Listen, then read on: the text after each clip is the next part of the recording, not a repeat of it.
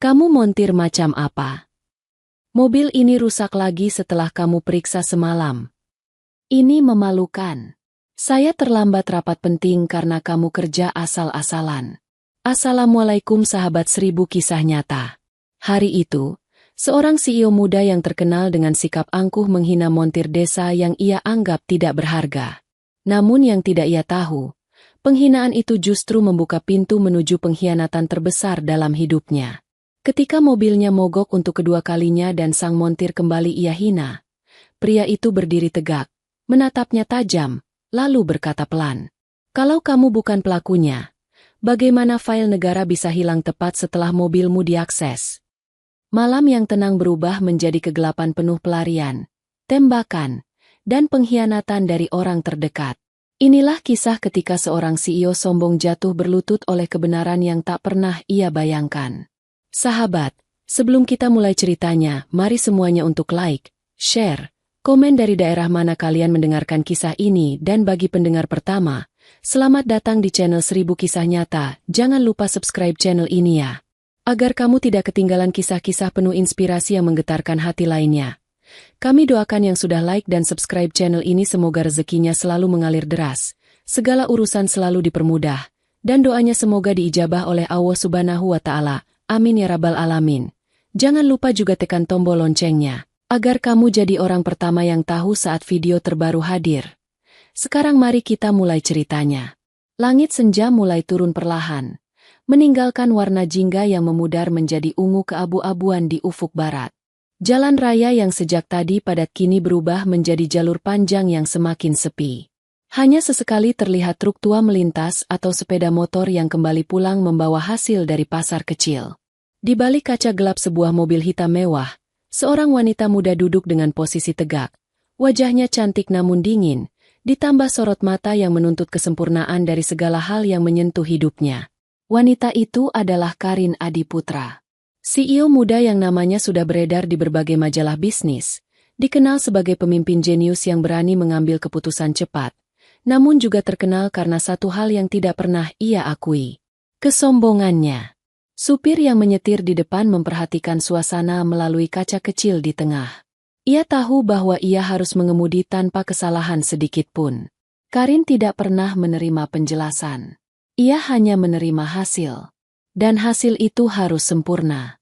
Di dalam kabin, suara notifikasi ponsel Karin tidak berhenti sejak perjalanan dimulai. Jemarinya bergerak cepat di layar, membalas pesan para direktur, menegur bawahannya yang terlambat mengirim laporan, dan memberikan instruksi untuk rapat besar besok pagi. Sejak 2 hari lalu, ia memaksa semua divisi bekerja semalaman untuk menyambut inspeksinya di kantor cabang. Tidak ada seorang pun yang berani meremehkan kedatangannya. Semua tahu bagaimana tajamnya lidah CEO muda itu. Karin menggeser sedikit letak duduknya, mencoba mencari posisi yang lebih nyaman. Ia sudah lelah dengan perjalanan panjang melewati jalanan kota, lalu masuk ke wilayah desa yang tidak ia kenal. Namun ia tidak punya pilihan lain. Jalur tercepat menuju hotel tempat ia menginap memang melewati daerah yang sepi ini. Di luar jendela, lampu-lampu rumah penduduk terlihat seperti titik-titik kecil yang semakin jarang. Suara jangkrik mulai terdengar. Aroma sawah basah dan rumput malam masuk lewat celah ventilasi mobil. Semua itu membuat Karin semakin gelisah. Tiba-tiba, mobil bergerak aneh. Seolah ada sesuatu yang tersangkut di bawahnya. Mesin mengeluarkan suara kasar yang tidak biasa.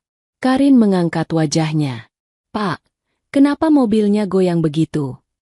Supir tidak langsung menjawab. Ia menurunkan kecepatan perlahan, mencoba memahami suara mesin yang makin terdengar seperti seseorang yang kehabisan napas.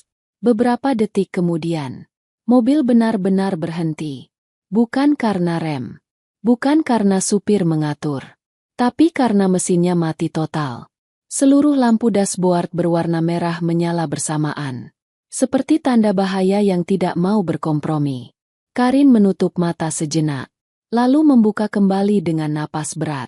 "Serius kita berhenti di tempat seperti ini?" Nada suaranya pelan, namun tajam. Supir segera turun tanpa berani menatap wajah bosnya terlalu lama. Ia membuka kap mobil, dan suara engsel yang berdecit tajam terdengar di sore sepi itu. Asap tipis putih menguap perlahan dari sela mesin. Karin menurunkan kaca mobil, menyandarkan tangan di sisi pintu. Berapa lama? Supir mengusap dahinya. Sepertinya, kerusakannya berat. Fan belt bisa jadi putus. Atau ada kabel terbakar. Kita jauh dari bengkel resmi, Bu. Karin memijat batang hidungnya sendiri. Lelah, kesal, dan tidak terima. Terus kita harus apa?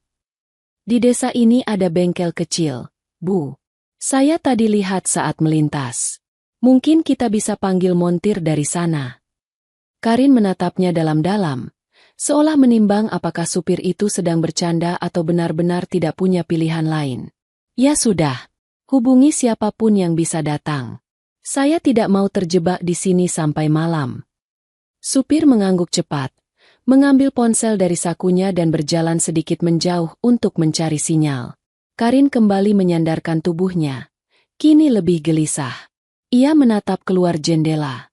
Jalan desa itu benar-benar seperti dunia asing baginya. Sepi. Tidak ada mobil lain lewat. Tidak ada lampu penerangan jalan. Hanya beberapa rumah jauh di sisi kiri kanan. Sementara itu, suara hewan malam semakin kuat. Angin bergerak pelan, membuat daun padi di sawah bergerak seperti lautan kecil yang bergelombang. Beberapa menit kemudian, supir kembali. Montirnya mau datang, Bu. Namanya Raka. Dia bilang cuma butuh waktu sekitar 10 menit untuk sampai. Bagus. Karin hanya menjawab singkat. Ia membuka ponselnya lagi. Tapi kali ini ia mendapati salah satu laporan dari direktur finansial tidak sesuai dengan data yang biasanya ia lihat. Alis Karin berkerut. Angka-angkanya terlalu rapi, terlalu simetris, terlalu sempurna seperti dibuat untuk memuaskan mata seseorang. Namun Karin tidak sempat menganalisis lebih jauh.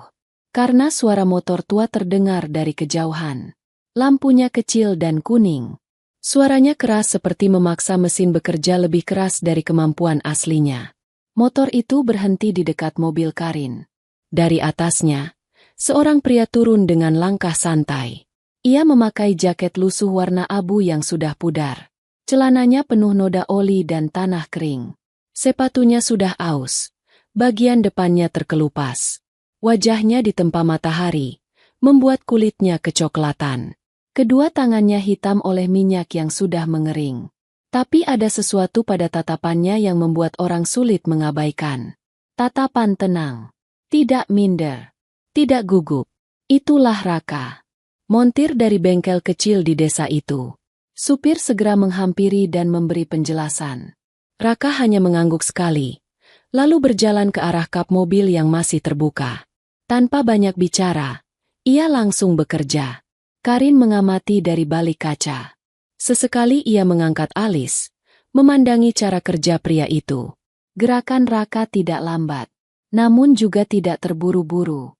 Ia bergerak seperti seseorang yang sudah menjalani pekerjaan ini bertahun-tahun. Seolah ia tahu letak masalah bahkan sebelum mesin dibongkar. Angin sore bergerak pelan. Lampu motor di belakang mereka terus menyala, memberi sedikit cahaya tambahan. Beberapa anak desa yang sedang berjalan pulang menyempatkan berhenti dan memperhatikan dari jauh. Mereka tahu siapa Karin hanya dari melihat mobilnya. Tapi ketika melihat Raka bekerja, mereka terlihat tenang, seperti sudah mengenalnya. Karin meremas jemarinya. Rasa kesal bercampur jenuh membuat dadanya menghangat. Masalah mobil. Laporan yang tidak sesuai. Rapat besok pagi. Dan kini ia terjebak di pinggir jalan desa, menunggu seorang montir kampung. 30 menit berlalu dalam keheningan yang panjang. Hanya suara logam beradu dan sesekali helaan napas Raka yang terdengar. Hingga akhirnya ia menutup kap mobil kembali. Supir segera mencoba menyalakan mesin. Mobil kembali hidup. Tebel. Tidak tersendat. Tidak ada suara kasar. Seolah tidak pernah rusak sebelumnya. Karin membuka kaca jendela, menatap Raka dengan wajah datar. Sudah selesai. Raka mengangguk pelan. Iya. Silakan dipakai lagi. Karin membuka tas kecil di samping kursi. Ia mengambil beberapa lembar uang, lalu menjulurkan tangan keluar jendela dan melepaskan uang itu begitu saja. Lembaran itu jatuh ke tanah, terbang sedikit terbawa angin. Ini cukup. Ambil saja. Nada suaranya tidak mengandung ucapan terima kasih sedikit pun. Raka menatap uang itu sebentar. Lalu perlahan ia jongkok, memungut satu persatu tanpa kata. Matanya sempat mengangkat, bertemu dengan mata Karin dari balik kaca mobil. Tatapan itu diam. Nang. Sulit ditebak. Seolah bukan tatapan seorang montir kampung, melainkan seseorang yang menyimpan sesuatu yang jauh lebih besar daripada yang terlihat. Karin menepis perasaan aneh itu. Kita pergi. Mobilnya melaju, meninggalkan suara debu dan tanah yang terangkat pelan di sekitar tempat Raka berdiri. Setelah cahaya mobil menjauh dan akhirnya hilang, Raka tetap berdiri beberapa detik di tempat yang sama. Lampu motor tuanya masih menyala, memantulkan bayangan tubuhnya di jalan aspal yang pecah-pecah. Ia membuka saku jaket lusuhnya dan mengeluarkan sebuah benda kecil. Benda itu ia temukan saat memperbaiki mobil Karin.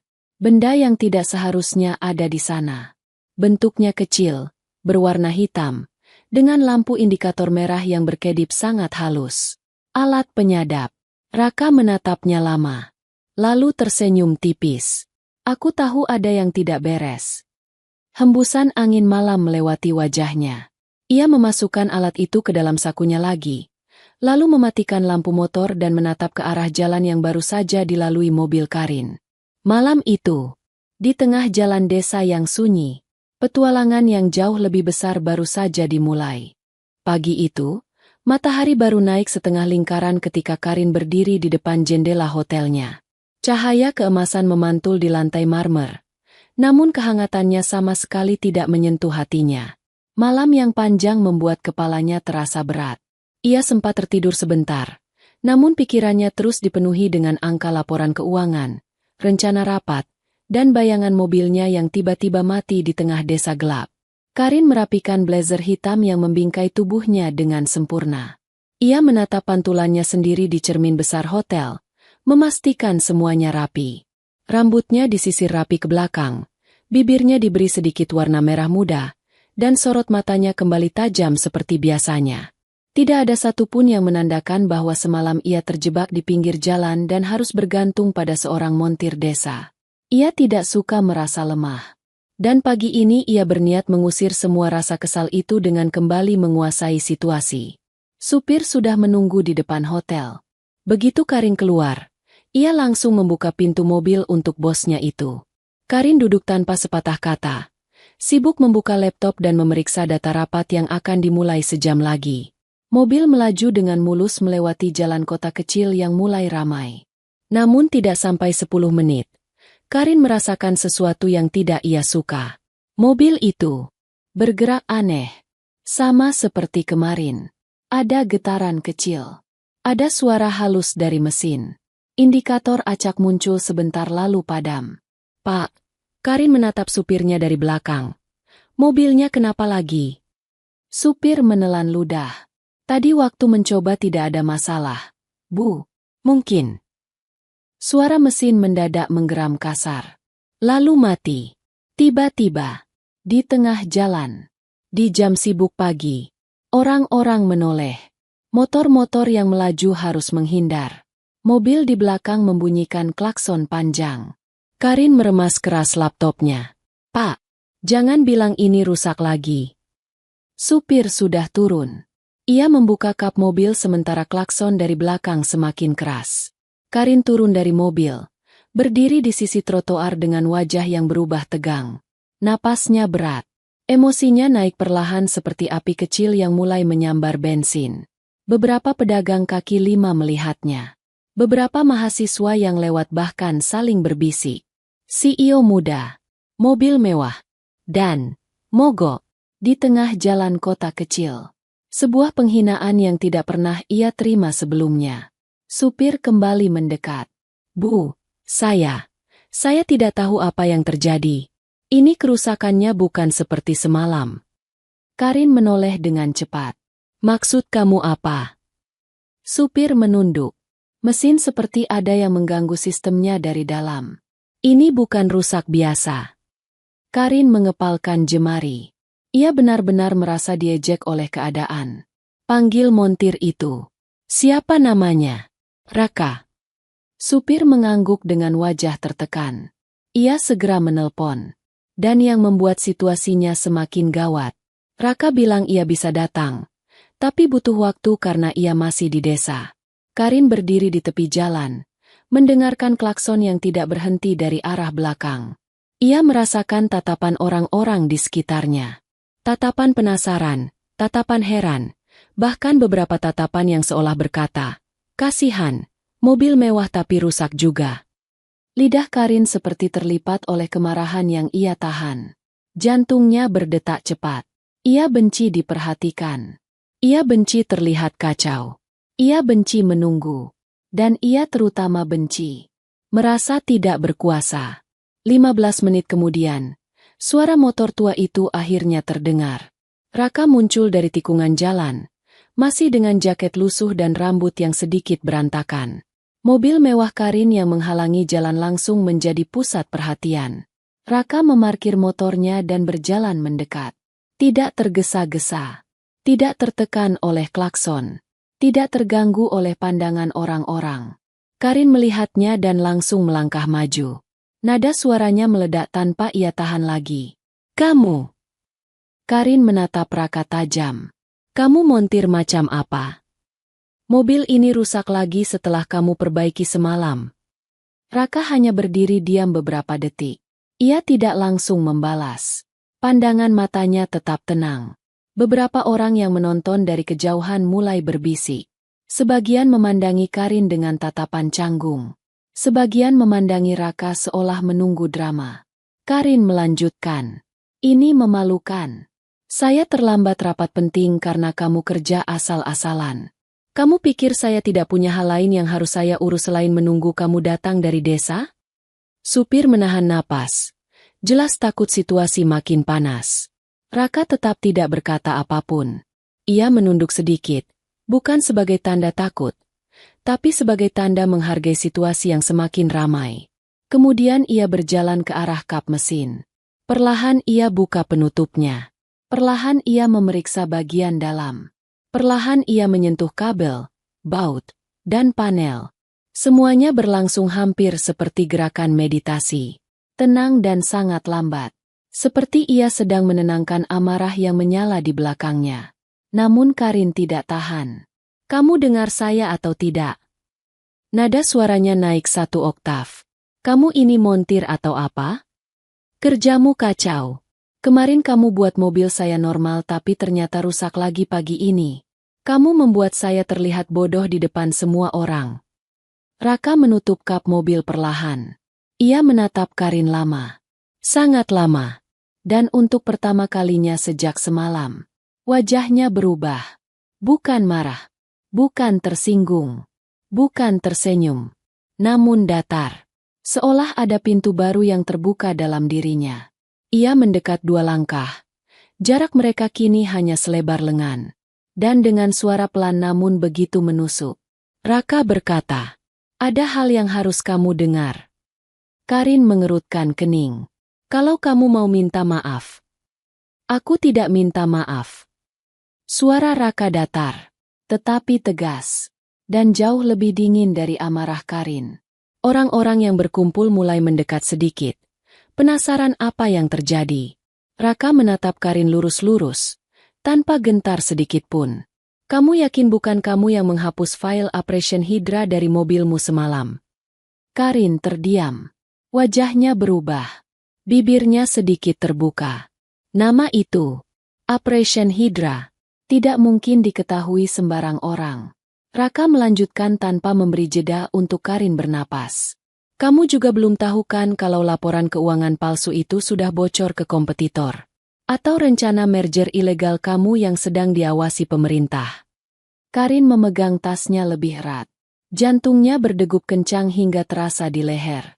Bagaimana mungkin pria kampung ini tahu? Raka mendekat sedikit lagi. Suaranya merendah, tetapi cukup tajam untuk menusuk.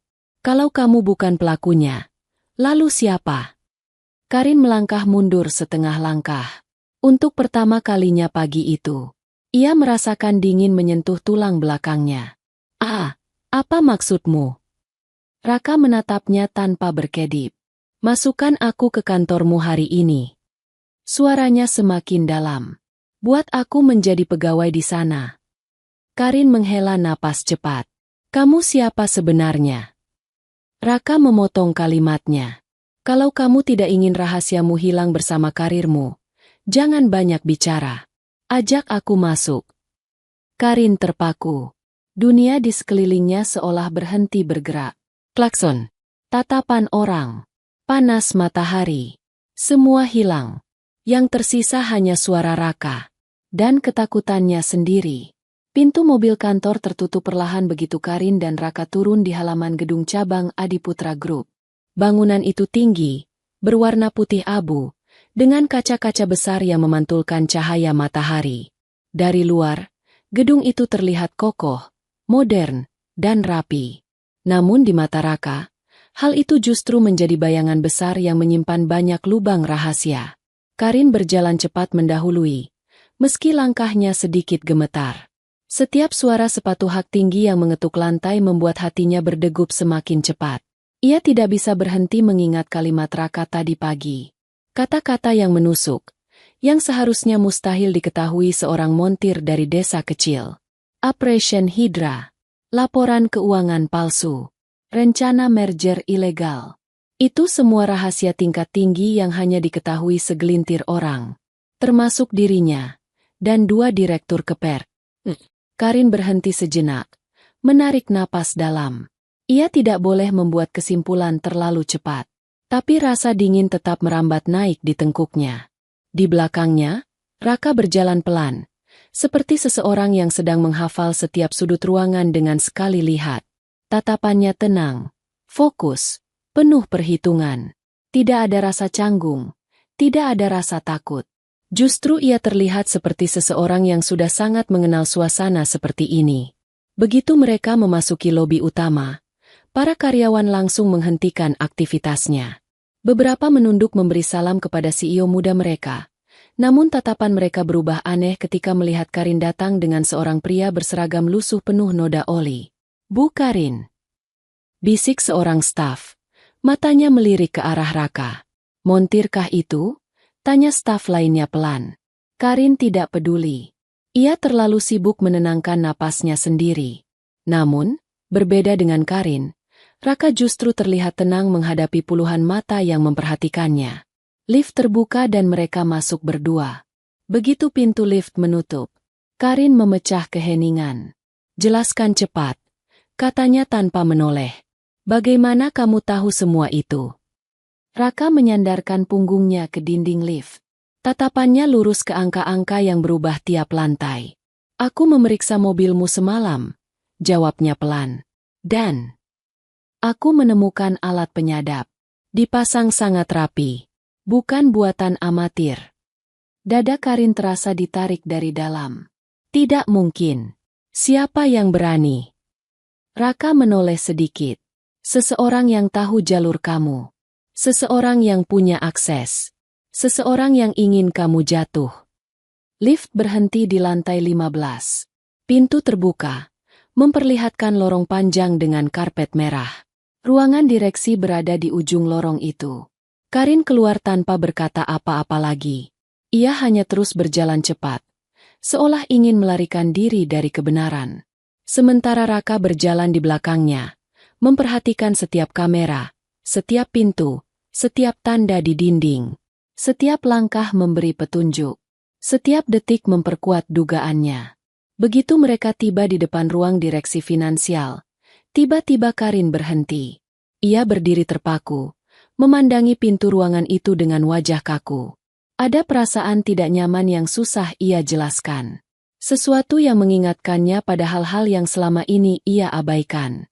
Seolah ruangan itu memanggil, namun juga memperingatkan. Raka berdiri di sampingnya, namun ia tidak mengatakan apapun. Tatapannya hanya tertuju pada kipat akses di pintu. Tiba-tiba, tanpa meminta izin, Raka mendekat dan menekan tombol emas kecil di sebelah pintu. Beb, lampu hijau menyala. Pintu terbuka. Karin menoleh cepat. Kamu, bagaimana kamu bisa membuka pintu itu tanpa memasukkan kode? Raka menatapnya tenang. Pintunya tidak terkunci dari dalam. Wajah Karin langsung pucat. Ruangan direktur finansial tidak pernah, sekalipun, dibiarkan terbuka tanpa kode. Mereka masuk. Ruangan itu rapi. Terlalu rapi. Meja besar tanpa satupun kertas berantakan. Komputer menyala. Namun tidak ada file terbuka. Jendela besar memperlihatkan pemandangan kota dari ketinggian. Tapi Raka tidak memandang itu. Ia langsung melangkah ke sisi kiri ruangan, tepat ke arah lemari besi kecil yang menempel di dinding. Ia jongkok, menyentuh bagian bawah lemari itu, mengusap permukaan besi, lalu tersenyum tipis. Masuk akal, gumamnya. Karin berdiri di belakangnya, tidak mengerti apa yang sedang terjadi. Raka, saya minta kamu bicara jelas. Raka berdiri. Ia menoleh. Tatapannya berubah serius. Apa direktur finansialmu sering pulang lebih cepat akhir-akhir ini? Karin terdiam. Memang benar. Selama 3 minggu terakhir, sang direktur sering pamit lebih awal dengan alasan kelelahan. Ia bahkan menyerahkan beberapa tugas kepada wakilnya. Karin menganggap itu hal biasa. Sampai sekarang, kamu yakin kamu ingin dengar jawabannya? Tanya Raka. Karin menelan ludah. Dari seluruh situasi sejak pagi, inilah kalimat yang membuat lututnya melemah. Apa maksudmu? Raka melangkah maju 1 langkah. Ada jejak alat penyadap di bawah lemari ini. Jejak yang sama dengan yang ditemukan di mobilmu tadi malam. Karin menutup mulutnya dengan tangan. Suara napasnya tercekat. Raka menunjuk lantai. Dan lihat pola debunya. Ada seseorang yang sering membuka bagian bawah lemari itu. Tidak ada staf biasa yang tahu mekanisme ini. Hanya seseorang yang memegang posisi tinggi. Karin bergidik. Raka mendekat ke meja, mengambil mouse komputer, dan menggerakkan layar. Tapi yang paling jelas, ia menekan tombol. Muncul rekaman kamera. Rekaman internal ruangan. Wajah Karin memucat. Raka tetap tenang. Di layar itu terlihat seseorang memasuki ruangan pada pukul 2 pagi. Seseorang yang Karin sangat kenal. Seseorang yang bekerja langsung di bawahnya. Direkturnya sendiri. Namun bukan itu yang membuat Karin hampir kehilangan kendali. Melainkan fakta bahwa direktur itu membuka laci, mengambil kartu akses milik Karin, dan memasukkannya ke dalam komputer. Karin melangkah mundur setengah langkah. Tidak percaya. Tidak siap, tidak sanggup menerima kenyataan yang baru saja menampar dirinya. Sementara Raka menatap layar itu tanpa ekspresi. Lalu ia menoleh ke Karin. Kamu harus siap. Karin menggeleng. Saya tidak percaya. Raka menjawab pelan, namun tegas. Mulai hari ini, kamu tidak boleh percaya siapapun. Lorong panjang di luar ruangan seolah bergema. Udara menjadi dingin. Dan Karin merasakan untuk pertama kalinya dalam hidupnya. Ia sedang berada di tengah permainan besar yang tidak ia pahami. Dan satu-satunya orang yang mengerti adalah pria berjaket lusuh yang berdiri di depannya sekarang. Lorong kantor lantai 15 terasa lebih panjang dari biasanya. Karin berjalan cepat. Tetapi langkahnya tidak lagi mantap seperti pagi tadi. Tumit sepatunya terdengar memantul di dinding. Seolah menegaskan kegelisahan yang tidak bisa ia sembunyikan. Sementara itu, Raka mengikuti dari belakang dengan langkah pelan dan teratur, seperti seseorang yang sudah hafal betul bagaimana menempatkan diri di lingkungan yang asing. Beberapa karyawan yang berpapasan menunduk hormat pada Karin, namun mereka tidak bisa menyembunyikan rasa penasaran saat melihat Raka berjalan di belakangnya.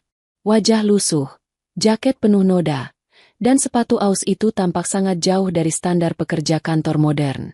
Namun, ada sesuatu pada cara Raka berjalan yang membuat beberapa orang justru menyingkir otomatis.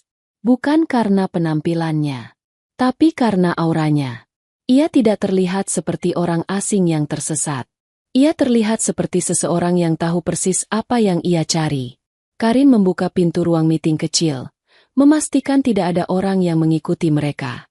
Setelah yakin ruangan sepi, ia masuk, menutup pintu, lalu menatap Raka dengan mata yang masih goyah.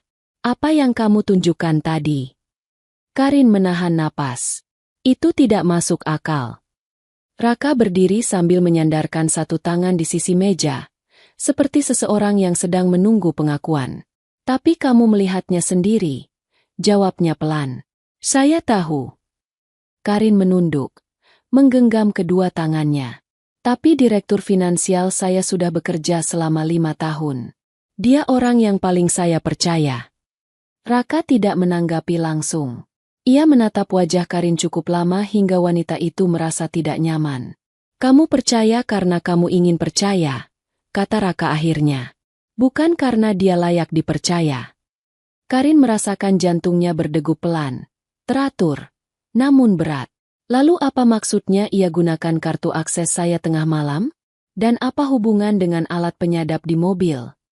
Raka menatap keluar jendela kecil ruang meeting itu.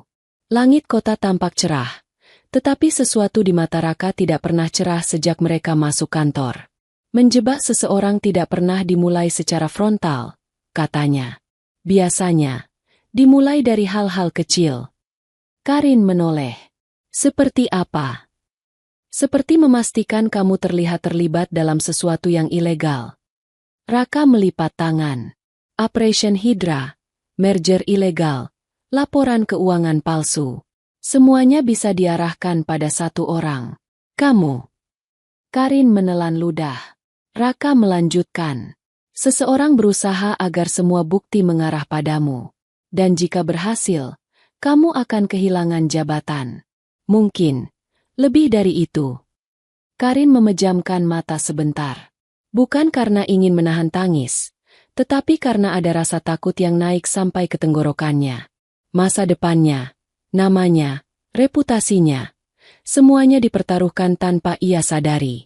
Kalau begitu, Karin membuka mata dengan tegas. Apa langkah selanjutnya? Untuk pertama kalinya sejak mereka berdua bertemu, Raka tersenyum samar. Kita pergi ke ruang server. Karin ternganga sedikit. Ruang server. Ya.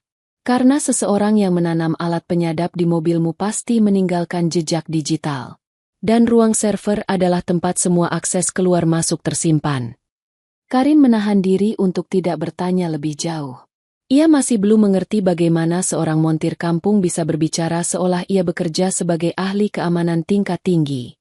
Namun sesuatu dalam nada suara Raka membuatnya percaya. Mereka keluar dari ruang meeting dan berjalan menuju tangga darurat. Karin memperhatikan Raka beberapa kali. Ada detail kecil pada cara ia berjalan. Tidak pernah membuat bunyi berlebih. Tidak pernah menoleh tanpa alasan. Setiap gerakannya seperti sudah dihitung sebelumnya. Kenapa tidak lewat lift? Tanya Karin sambil menuruni tangga. Karena lift punya kamera, jawab Raka singkat. Karin menelan ludah. Ruang server ada di lantai 2. Raka mengangguk tanpa menoleh. Bagus. Semakin dekat ke lantai dasar, semakin sedikit orang yang sadar apa yang terjadi. Mereka turun beberapa lantai dalam keheningan. Karin merasakan hawa yang lebih dingin dari biasanya. Setiap langkah terdengar jelas, namun hening di sekitar membuat semuanya terasa menegangkan. Ketika mereka tiba di lantai 2, lorong itu sepi. Hanya ada beberapa ruangan kecil dan ruang arsip yang sudah jarang digunakan. Lampu di langit-langit berkedip pelan. Ruang server ada di ujung lorong. Karin mengambil kartu aksesnya untuk membuka pintu. Namun sebelum ia mendekatkan kartu itu, Raka menahan lengannya. Jangan. Karin menatapnya. Kenapa? Raka menunduk, memeriksa lantai, lalu dinding, lalu kamera kecil yang menghadap ke pintu server. Ada yang aneh, gumamnya. Ia mendekat ke pintu besi ruangan server dan melihat ke arah bawahnya. Karin mengamati juga. Ada goresan kecil. Goresan yang tidak pernah ada sebelumnya. Ada yang sudah masuk sebelum kita, kata Raka dengan suara rendah. Karin mengusap tenggorokannya yang mengering. Siapa? Raka menempelkan telinganya ke pintu. Hening. Tidak ada suara kipas server. Tidak ada suara mesin. Padahal ruangan server seharusnya tidak pernah mati. Kita masuk sekarang, kata Raka. Suaranya berubah dingin. Karin menggesekkan kartunya. Pintu terbuka perlahan. Udara dingin menyeruak keluar. Namun bukan dingin mesin server, melainkan dingin ruangan kosong. Begitu mereka masuk, Karin menahan napas. Semua rak server kosong. Kabel-kabel berserakan. Beberapa panel dicabut paksa. Bagian tengah ruangan berantakan. Raka melangkah maju perlahan. Matanya menyapu seluruh ruangan. Seseorang menghapus jejaknya. Karin memegang dadanya. Suara napasnya mulai kacau. Raka mengambil satu potongan kabel, menatapnya dengan wajah serius. Dan mereka melakukannya. Baru saja. Karin membelalakan mata. Maksudmu? Raka menatap pintu. Tatapannya berubah tajam. Seperti seseorang yang baru menyadari sesuatu yang sangat serius. Kita tidak sendirian di gedung ini. Suara langkah kaki terdengar pelan dari ujung lorong. 1 langkah. 2 langkah. 3 langkah. Mendekat. Lalu berhenti tepat di depan pintu server. Raka bergerak cepat. Menarik Karin ke samping rak kosong. Menyuruhnya diam dengan isyarat tangan. Karin menahan napas. Tangannya gemetar. Pintu server masih sedikit terbuka. Dan bayangan seseorang terlihat jatuh ke lantai. Bayangan yang tidak seharusnya ada di sana. Bayangan seseorang yang sedang mencari mereka. Bayangan di lantai itu bergerak sangat pelan. Gelap, panjang, dan bergerak naik turun seiring napas orang yang berdiri di balik pintu. Karin merasakan tubuhnya menegang. Jantungnya berdetak cepat tidak beraturan. Ia bahkan tidak berani menarik napas terlalu keras karena takut suara kecil apapun bisa menarik perhatian orang misterius itu. Raka menempel di dinding. Posisi tubuhnya setengah membungkuk. Matanya mengintip dari celah kecil antara rak kosong dan pintu. Jemarinya menahan pinggiran besi rak yang kini tidak lagi berisi server. Tatapannya berubah tajam seperti sebelum berburu mangsa. Tidak ada ketakutan. Tidak ada keraguan. Hanya fokus yang luar biasa. Tap, tap, tap. Suara langkah kaki itu kembali terdengar. Sangat pelan, seperti seseorang yang berusaha tidak menimbulkan bunyi sedikit pun. Langkah-langkah itu memutari pintu, berpindah pelan dari kanan ke kiri. Karin semakin mengecilkan dirinya. Punggungnya menempel kerak besi sampai terasa dingin. Dalam hati, ia bertanya berkali-kali. Siapa yang mengikuti mereka? Kenapa ada orang yang masuk ruang server sebelum mereka? Dan bagaimana mungkin ruangan sepenting itu dibiarkan kosong demikian rupa? Seketika, suara kecil terdengar. Bukan suara langkah, melainkan suara logam yang ditekan. Klik. Karin menahan napas lebih keras. Seseorang mencoba membuka pintu server dari luar. Raka menegakkan tubuh sedikit, memberi isyarat kepada Karin agar tetap diam. Pria lusuh itu memandang celah bawah pintu dengan mata terlatih. Karin menyadari satu hal. Tatapan Raka bukan tatapan orang biasa. Tidak ada montir kampung yang bertingkah seperti itu. Cara ia berdiri, cara ia menghitung napas, cara ia membaca gerakan. Semuanya terlalu teratur. Bayangan di bawah pintu tidak bergerak untuk beberapa detik. Lalu perlahan, bayangan itu mundur. Kemudian langkah kaki terdengar menjauh. Perlahan, sampai akhirnya menghilang di ujung lorong. Karin baru berani menghela napas begitu suara itu benar-benar hilang. Namun Raka tidak langsung keluar. Ia tetap menunggu. Mehekeng. Mendengarkan. Memastikan tidak ada kaki lain yang mendekat. Setelah hampir 1 menit, Raka berdiri tegak dan membuka pintu sedikit untuk mengintip. Kosong. Lorong itu sunyi. Tidak ada siapapun. Raka keluar perlahan, masih dengan kewaspadaan penuh. Karin mengikuti dari belakang dengan hati-hati. Tangannya menggenggam lengan jasnya sendiri, mencoba menenangkan gemetar yang tidak bisa ia kendalikan. Raka, suaranya bergetar. Itu siapa? Raka tidak langsung menjawab. Ia berlutut, menyentuh bekas jejak langkah kecil yang hanya terlihat samar di lantai berkarpet tipis itu. Orangnya memakai sepatu kantor, bisiknya. Berarti ini bukan orang luar. Karin memelototkan mata. Staf kantor saya? Raka berdiri. Bisa jadi. Atau seseorang menyamar sebagai staf kantor. Tapi siapa yang punya akses masuk ruang server tanpa diketahui? Raka menoleh. Tatapannya dingin. Seseorang yang ingin bukti hilang. Karin melangkah mundur sedikit. Kamu bilang, ini sabotase. Berarti ada seseorang yang benar-benar ingin menjatuhkan saya. Raka tidak memalingkan wajahnya. Bukan menjatuhkan. Suaranya rendah. Lebih dari sekadar bahaya. Ada yang ingin kamu hancur. Karin menyentuh keningnya. Sing. Dan marah bercampur menjadi satu. Apa yang harus kita lakukan sekarang? Raka mulai berjalan menyusuri lorong.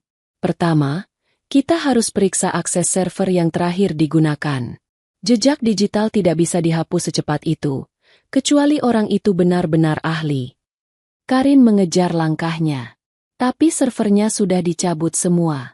Tidak ada yang tersisa. Raka berhenti dan menoleh, membuat Karin menabrak sedikit bahunya. Justru itu. Ia mendekatkan wajahnya pelan ke arah Karin. Server yang hilang bukan berarti data hilang. Karin terdiam. Bagaimana maksudmu? Raka memandang langit-langit gedung. Perangkat server tidak boleh dipindahkan tanpa izin tertulis. Kalau dicabut paksa, sistem utama akan membuat rekaman otomatis di pusat data. Dan pusat data itu bukan di sini. Karin mengerutkan kening. Lalu di mana? Di lantai 30. Ruang cadangan. Raka melangkah lagi. Dan ruangan itu hanya bisa dibuka oleh seorang CEO. Karin tertegun. Ia tidak pernah mengakses ruang cadangan itu. Ia bahkan lupa bahwa ruangan itu ada. Ruangan itu dibuat sejak masa ayahnya memimpin perusahaan, sebagai ruang paling aman untuk menyimpan data penting. Hanya ada 2 kartu akses yang bisa membuka ruangan itu. Mia dan ayahnya yang kini sudah pensiun. Aku yakin seseorang berusaha menghapus jejak. Tapi mereka lupa satu hal. Raka berkata sambil terus berjalan. Bahwa sistem lama di perusahaanmu dibuat oleh teknisi negara. Karin memperhatikan Raka dengan mata penuh tanda tanya. Bagaimana kamu tahu soal itu? Raka berhenti, namun tidak menoleh. Suaranya pelan, dan penuh rahasia. Kamu akan tahu pada waktunya. Mereka naik ke lantai 30 dengan lift khusus yang hanya bisa digunakan dengan kartu CEO. Karin melakukannya dengan tangan gemetar. Sementara wajah Raka tetap tenang, seolah ia sedang melakukan hal biasa yang sudah ia lakukan ratusan kali. Begitu pintu lift terbuka, suasana lantai itu berbeda total dari lantai lainnya. Lampunya terang namun sunyi. Tidak ada meja kerja. Tidak ada staf. Hanya koridor bersih dengan pintu-pintu besi tebal di setiap sisi. Karin melangkah pelan. Ini pertama kalinya ia datang ke sini sejak menjadi CEO. Ruangan data cadangan ada di ujung sana, katanya, menunjuk ke pintu terbesar dengan label kecil, Data Reserve Room. Mereka berjalan mendekat. Karin menggesekkan kartu CEO-nya. Tut! Lampu merah. Ia mencoba lagi. Tut! Masih merah. Apa? Karin mengerutkan kening. Kartu saya. Tidak bisa dipakai. Raka melihat panel aksesnya. Tunggu dulu. Ia meneliti bagian samping mesin akses. Jari-jarinya menyentuh goresan kecil yang hampir tak terlihat. Seketika wajah Raka berubah serius. Karin. Ia menatap CEO itu lurus-lurus. Kartu aksesmu sudah disalin. Karin terpaku. Apa maksud kamu disalin? Artinya seseorang sudah membuat kartu tiruan. Dengan akses sama persis. Dan hanya ada satu alasan seseorang repot-repot menyalin kartu CEO. Yaitu. Karin bertanya dengan suara hampir hilang. Raka mendekat. Suaranya turun menjadi bisikan. Karena mereka sudah masuk ke ruangan ini. Karin merasakan dunia di sekelilingnya runtuh dalam diam. Dan sebelum ia sempat merespons, Raka meraih gagang pintu, menekan perlahan. Pintu besar itu bergeser sedikit. Terbuka. Tidak terkunci. Karin menutup mulutnya. Tidak percaya.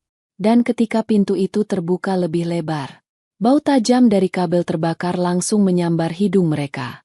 Ruang data cadangan itu telah dirusak seseorang. Kabel-kabel dipotong. Beberapa panel tergeletak. Lampu indikator mati. Dan di sudut ruangan, ada sebuah komputer kecil yang masih menyala redup. Raka mendekat. Matanya menyipit. Seseorang meninggalkan pesan. Di layar komputer itu hanya ada satu baris kalimat. Terlambat. Karin memegang dadanya. Napasnya tercekat. Raka menatap layar lama. Karin. Ia berbalik pelan. Ini bukan sabotase biasa. Karin menelan ludah. Apa maksudmu? Raka mendekat. Seseorang bukan hanya ingin menjatuhkanmu. Suaranya dalam, tegas, dan gelap. Seseorang ingin membuatmu dianggap pengkhianat negara.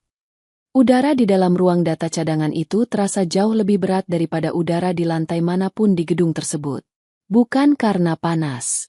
Bukan karena debu. Tapi karena ketakutan. Ketakutan yang menggantung seperti kabut dingin yang tidak mau pergi meski Karin sudah berkali-kali menarik napas panjang. CEO muda itu berdiri tepat di depan layar komputer yang menampilkan satu kalimat mengerikan. Terlambat. Dua kata sederhana yang terasa seperti ancaman. Dua kata yang seolah ditujukan langsung kepadanya. Dua kata yang membuat seluruh hidupnya terasa seperti sedang ditarik dari bawah kakinya. Karin memegang tepian meja server untuk menahan tubuhnya agar tidak jatuh. Tangannya gemetar. Jantungnya berdetak begitu cepat sampai rasanya ingin meledak.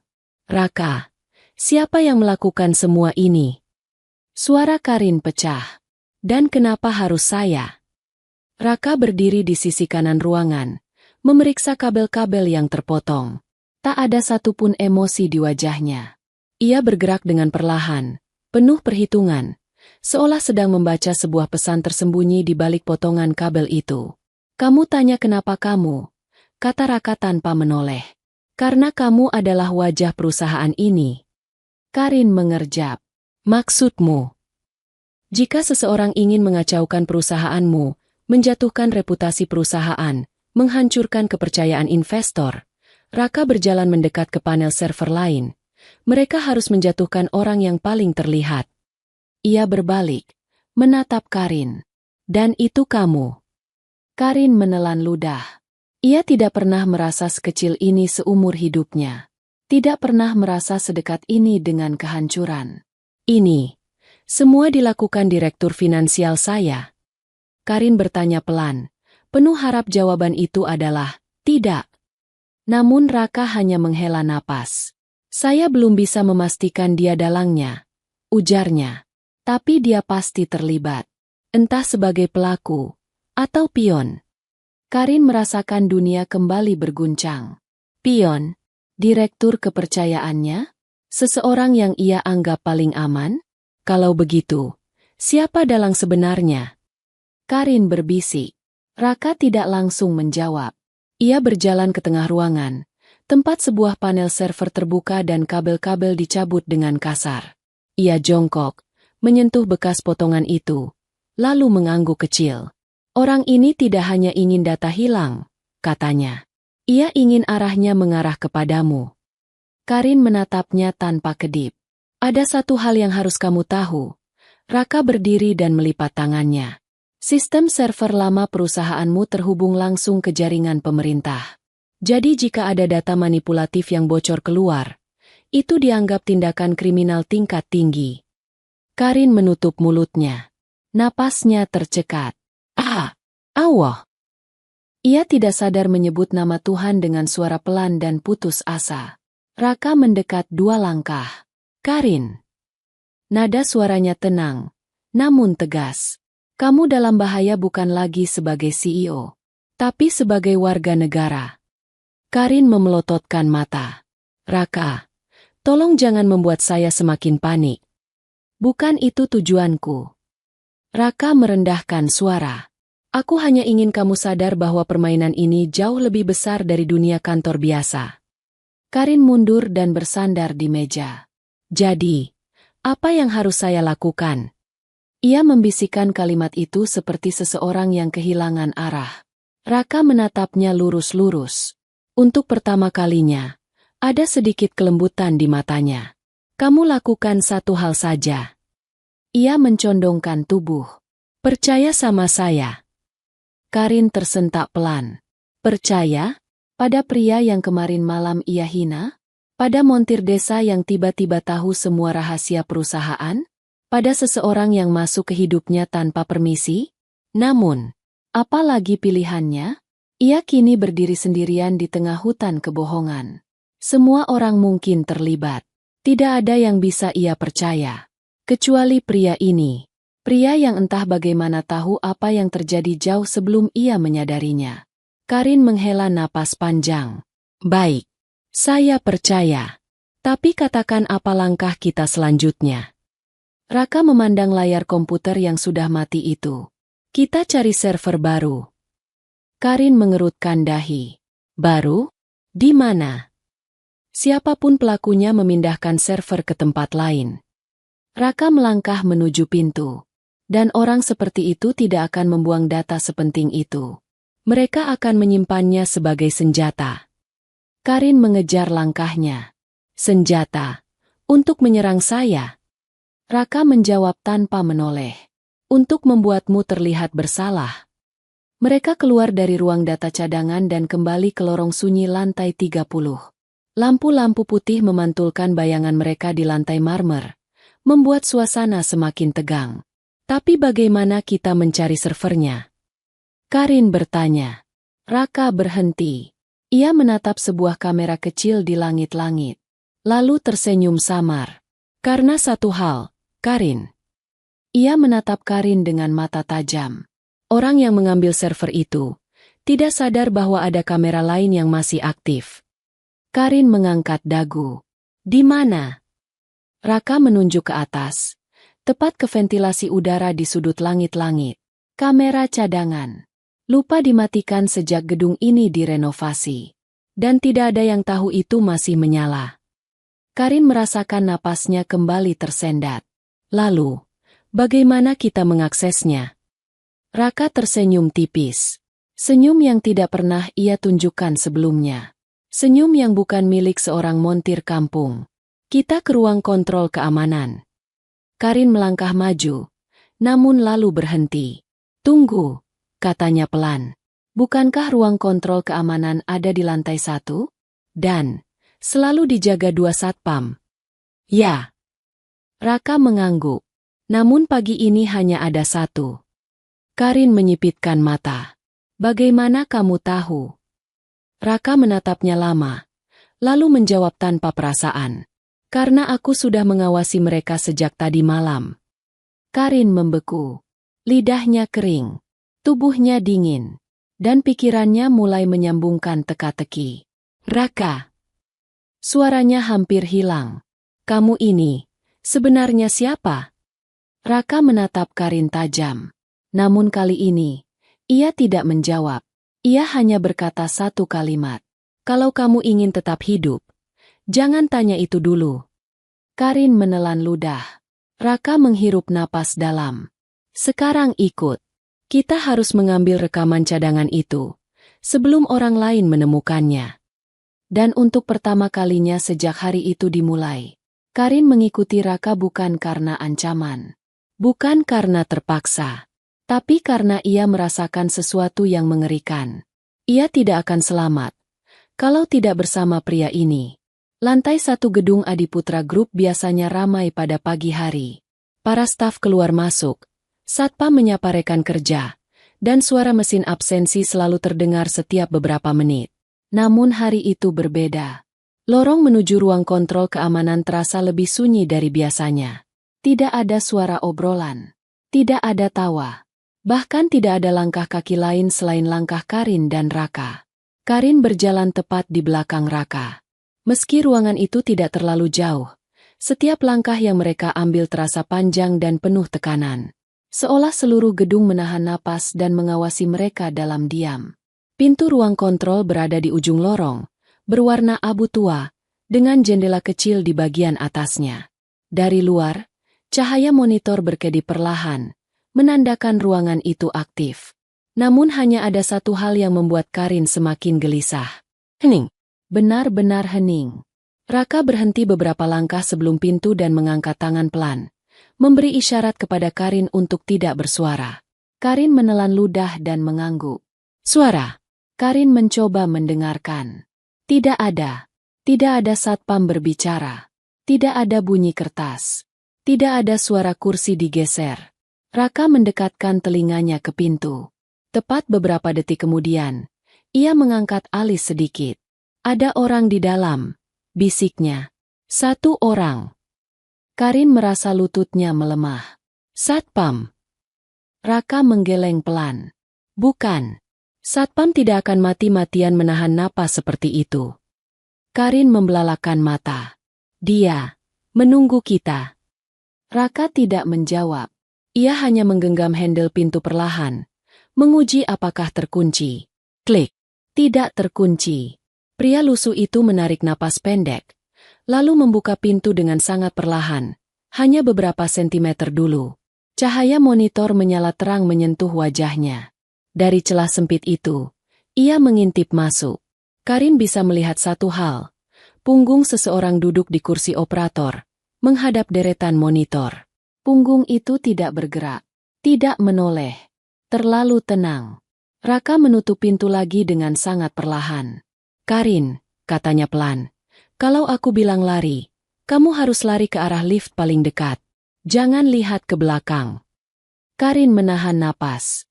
Raka, kamu membuat saya tambah takut. Aku serius. Hening lagi. Karin mengusap telapak tangannya yang dingin. Ketakutannya semakin besar. Ia tahu sesuatu tidak beres. Dan siapapun yang duduk di dalam ruangan itu, bukan satpam biasa. Raka membuka pintu lagi. Kali ini sedikit lebih cepat. Orang itu masih duduk membelakangi mereka. Monitor di depannya menampilkan ribuan kotak kecil. Rekaman kamera seluruh gedung. Sebagian hitam. Sebagian aktif. Sebagian berkedip. Raka masuk perlahan. Karin mengikuti di belakang, berusaha menyembunyikan dirinya dari kemungkinan bahaya. Permisi, kata Raka datar. Orang itu tidak menjawab. Tidak bergerak. Raka mendekat perlahan. Saat ia hanya 1 meter di belakang orang itu, Raka berhenti. Karin menahan napas. Raka mengulurkan tangan, menyentuh bahu orang itu. Dan kursi itu berputar pelan. Karin menjerit kecil tanpa suara. Orang yang duduk di kursi itu sudah pingsan. Tidak sadarkan diri. Mata setengah terbuka. Tubuh lunglai. Tapi masih bernapas. Ada bekas goresan kecil di belakang lehernya. Karin memegangi mulutnya. Ah! Allah! Siapa yang melakukan ini? Raka memeriksa nadi pria itu. Dia tidak mati, ujarnya. Hanya dibuat tidak bisa bergerak untuk sementara. Artinya ada orang lain yang baru saja di sini. Karin berbisik panik. Raka mengangguk. Ia menarik kursi itu menjauh dan langsung menduduki kursi operator. Jarinya cepat menekan keyboard, membuka rekaman kamera lama, satu demi satu. Kita cari kamera ventilasi yang tadi aku sebut. Katanya tanpa menoleh. Karin berdiri di belakangnya. Tubuhnya menegang. Raka, tolong cepat. Saya tidak suka suasana ini. Raka mengetik cepat. Sampai akhirnya. Klik. Sebuah rekaman terbuka di layar. Rekaman dari kamera kecil tersembunyi di ventilasi lantai 30. Ini dia, kata Raka. Karin mendekat. Di layar, terlihat ruangan data cadangan beberapa jam sebelumnya. Ruang itu masih utuh. Server masih berdiri rapi. Lalu seseorang masuk. Karin menahan napas. Orang itu memakai jas rapi. Memegang kartu akses. Melihat sekeliling sebelum mulai mencabut panel server dengan cepat dan terlatih. Karin mendekatkan wajahnya ke layar. Matanya membelalak. Tidak. Bisiknya. Raka menatap layar tanpa emosi. Kamu mengenalnya.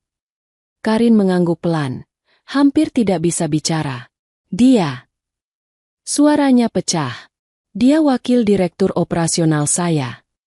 Raka menyipitkan mata. Namanya. Bagas. Karin mengusap mulutnya. Dia orang yang dulu ayah saya angkat menjadi wakil direktur. Dia yang selalu terlihat ramah. Selalu ada dalam rapat. Selalu memberi saya masukan. Raka menggeleng pelan. Seseorang yang kamu anggap aman ternyata berada di tengah lingkaran api. Karin merasa lututnya goyah. Kenapa dia melakukan ini? Raka menghentikan rekaman tepat ketika Bagas memalingkan wajahnya ke arah kamera. Tepat menatap. Tatapan yang penuh kesadaran. Seolah ia tahu kamera itu ada di sana. Seolah ia sengaja memperlihatkan wajahnya. Seperti pesan tersembunyi. Lalu Raka memperbesar layar. Karin terbelalak. Di tangan kiri Bagas, ada sebuah benda kecil berwarna hitam. Alat penyadap. Benda yang sama ditemukan di mobil Karin. Seketika itu juga, semua titik mulai menyambung. Karin gemetar hebat.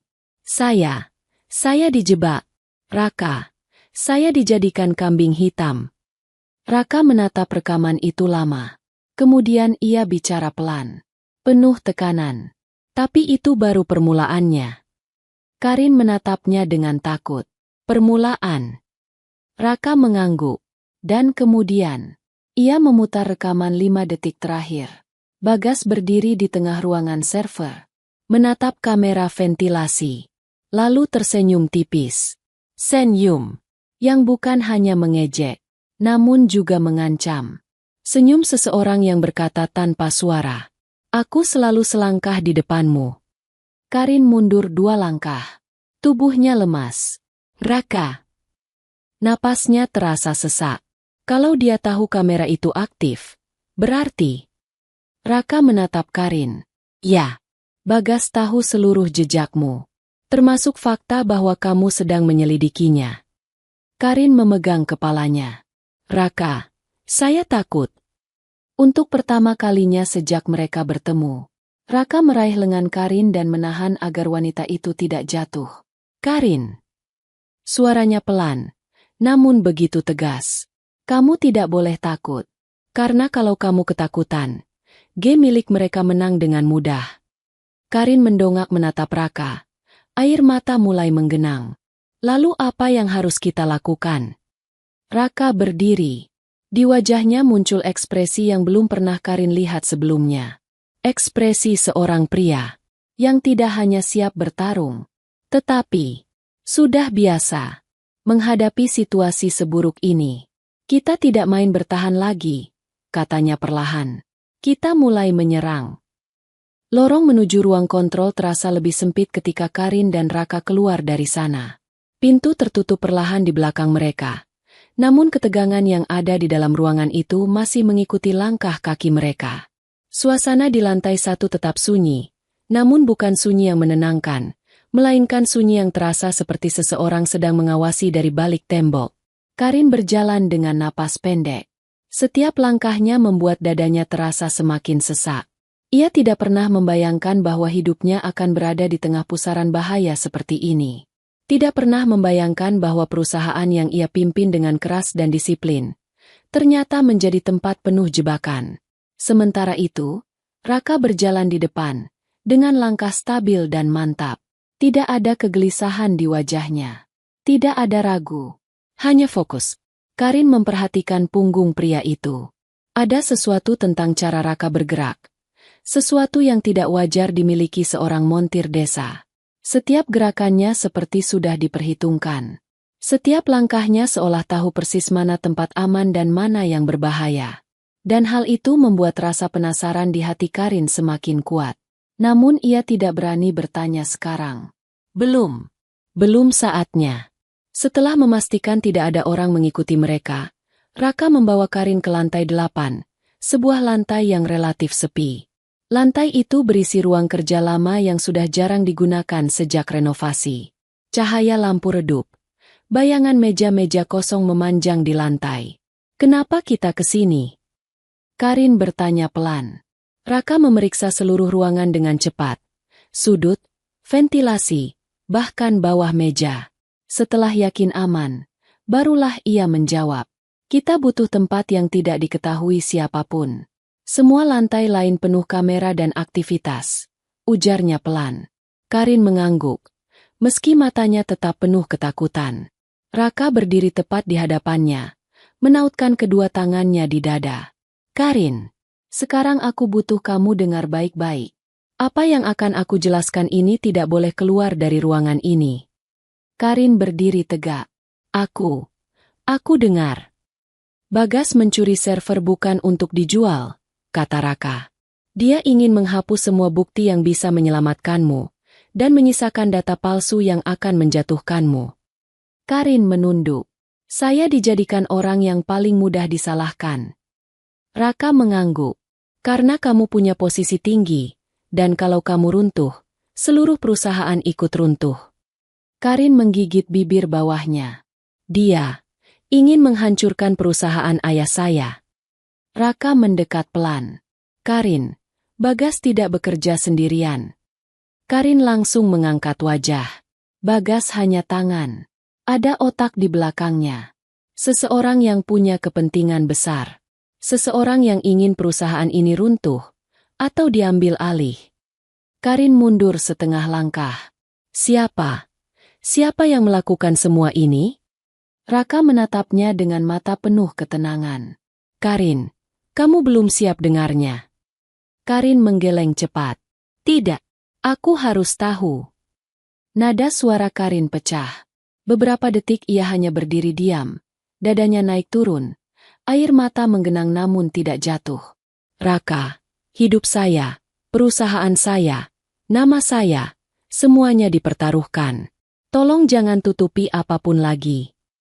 Raka menatap Karin lama. Hening. Sangat lama. Lalu ia berkata pelan. Karin, kamu ingat file Operation Hydra? Karin mengangguk dengan wajah tegang. Itu rencana ekspansi besar perusahaan. Data itu hanya disimpan di laptop saya dan server pusat. Tidak ada yang boleh mengaksesnya.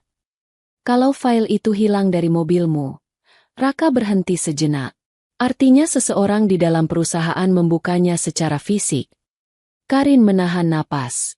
Kartu aksesmu disalin. Server dicuri. Rekaman ditutupi. Dan kamu diposisikan sebagai pelaku. Karin menutup mulutnya. Suara napasnya patah-patah. Raka, siapa yang sanggup melakukan itu semua? Raka menundukkan kepala sebentar. Kemudian, ia menatap Karin dengan tatapan yang tidak pernah ia keluarkan sejak mereka bertemu. Tatapan seorang pria yang sudah terlalu sering melihat hal seperti ini. Karin, kamu harus tahu satu hal. Ia mendekat selangkah. Aku bukan montir biasa. Karin membeku. Ia sudah menduga. Ia sudah merasakan. Tapi mendengar kata itu langsung darinya membuat seluruh bulu kuduk Karin berdiri. Raka melanjutkan. Aku bekerja sebagai teknisi investigasi untuk unit Intel Keuangan Negara. Karin menutup mulutnya. Gemetar. Jadi, kamu bukan. Tidak. Raka menggeleng. Aku bukan montir kampung. Aku hanya menyamar. Karin terdiam. Dunia di sekelilingnya seolah berhenti. Allah, bisiknya pelan. Kenapa kamu ada di desa itu malam itu? Raka menarik kursi dan duduk perlahan. Karena kami sudah mengawasi perusahaanmu selama 2 bulan. Ada aliran dana gelap. Ada laporan manipulatif. Ada penyadapan. Dan semua bukti mengarah ke satu tempat. Ke saya. Karin memotong dengan suara gemetar. Ya. Raka mengangguk. Tapi aku ragu. Sesuatu pada data itu terasa tidak benar. Polanya terlalu berantakan untuk dilakukan oleh seseorang sekali berkamu. Karin menunduk. Rasa malu dan sakit bergemuruh dalam dadanya. Dan ketika mobilmu mogok di desa itu, Raka melanjutkan, aku tahu itu bukan kecelakaan. Karin mengangkat wajah. Apa? Mobilmu disabotase, kata Raka tenang. Dan aku menemukan alat penyadap di dalamnya. Itulah sebabnya aku menahannya agar kamu kembali ke bengkel esok pagi. Karin menyentuh tenggorokannya. Jadi, kamu sengaja membuat saya kembali, agar kamu bisa mendekati perusahaan saya. Raka mengangguk. Aku harus masuk dari dalam untuk menemukan dalangnya. Karin memejamkan mata. Air mata kecil jatuh. Tidak karena sedih, tapi karena campuran takut, lega, dan marah pada dirinya sendiri karena pernah meremehkan Raka. Namun pembicaraan belum selesai. Raka bersandar perlahan. Ada satu hal yang harus kamu tahu, Karin. Karin membuka mata. Dalang sebenarnya bukan hanya ingin perusahaanmu runtuh. Nada suara Raka berubah tegang. Mereka ingin membuatmu terlihat sebagai pengkhianat negara. Karin mundur 2 langkah, hampir kehilangan keseimbangan. Pengkhianat negara? Raka mengangguk pelan. Itu sebabnya aku tidak mengatakan identitasku sejak awal. Kalau mata-mata di perusahaanmu tahu aku bagian dari Intel, kamu sudah ditangkap pagi ini. Karin merasa tenggorokannya seperti dicekik. Ia memegangi dinding, menghentikan dirinya dari jatuh. Raka. Suara Karin bergetar. Kalau begitu, apa yang harus saya lakukan sekarang? Raka berdiri mendekat, menatapnya lurus-lurus. Karin, mulai sekarang, kamu tidak boleh ceroboh. Kamu tidak boleh membuat keputusan seorang diri. Dan kamu tidak boleh percaya siapapun. Siapapun. Karin mengulang. Raka mengangguk sekali. Siapapun. Karin mengusap pipinya yang mulai basah. Saya benar-benar tidak punya siapa-siapa lagi. Raka menatapnya lama. Tidak benar, katanya pelan. Karin menatapnya. Ada aku. Hening memenuhi ruangan. Hening berat yang membuat Karin hampir menangis lagi. Raka kemudian menghela napas dan mengambil 1 langkah mundur. Kita belum selesai. Ini baru awal. Karin menegakkan tubuh, menelan rasa takutnya. Apa langkah kita selanjutnya? Raka menatap ke arah lift. Wajahnya berubah lebih serius daripada sebelumnya. Kita temui Bagas. Karin membelalakan mata. Apa? Kamu gila? Dia bisa saja menyakiti kita. Raka menggeleng perlahan. Suaranya dingin. Tidak, kita tidak akan membiarkannya menyakiti siapapun. Ia melangkah keluar ruangan. Karin, kita akan menjemputnya. Sekarang. Karin berdiri di belakangnya. Meski takut, ia tidak lagi mundur. Karena kini ia tahu satu hal. Pertarungan baru saja dimulai. Dan Bagas bukan lagi orang yang akan mereka hindari. Dia adalah orang yang harus mereka hadapi. Lift bergerak naik perlahan. Lampu kuning di atas pintu lift menyala satu persatu, menandai setiap lantai yang mereka lewati. Karin berdiri di sisi kiri, memegang lengan bajunya erat sampai kukunya menekan kulit. Sementara Raka berdiri diam di kanan. Matanya menatap angka di panel lift tanpa kedip. Mereka menuju lantai 23. Ruang kerja Bagas. Karin hanya pernah merasa gugup dalam rapat besar, atau ketika menghadapi investor asing. Tapi malam itu, perasaan takutnya berbeda. Bukan takut menghadapi seseorang yang lebih kuat, melainkan takut menghadapi seseorang yang ia percayai, dan ternyata ia salah besar. Raka. Karin membuka suara pelan. Apa kamu yakin ini ide yang bagus?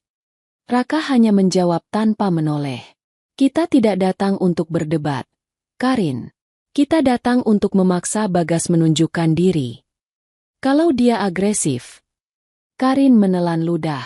Raka menatapnya. Dia tidak akan sempat. Karin bergidik. Kalimat itu terdengar terlalu yakin. Terlalu siap. Terlalu berbahaya. Lift berhenti. Pintu terbuka. Udara dingin keluar dari dalam lorong lantai 23. Lampu LED putih menyinari dinding panjang yang dipenuhi pintu-pintu ruang kerja direksi. Suasana sangat sepi. Terlalu sepi.